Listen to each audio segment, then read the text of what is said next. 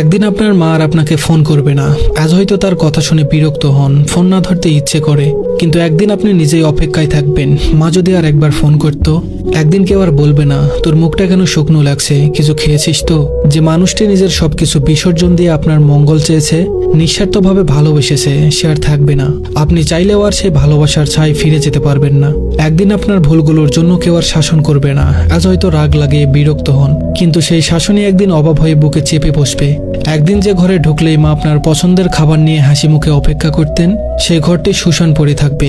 সেখানে খাবার থাকবে, রান্নার গন্ধ থাকবে, কিন্তু যে ভালোবাসা সবকিছুকে প্রাণ দিত, সেটি আর থাকবে না। একদিন আপনাকে দরজার কাছে দাঁড়িয়ে বিদায় জানিয়ে কেউ আর চেয়ে থাকবে না। আপনার পায়ের আওয়াজ মিলিয়ে যাওয়া পর্যন্ত অপেক্ষা করবে না। একদিন তার কণ্ঠস্বর চিরতরে থেমে যাবে।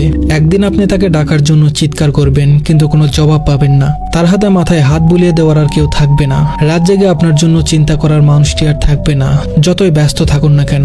একদিন আপনি সব কাজ ফেলে শুধুই তার স্পর্শের অভাব অনুভব করবেন। তখন কোনো কিছু দিয়েই সেই শূন্যতা পূরণ করা সম্ভব হবে না।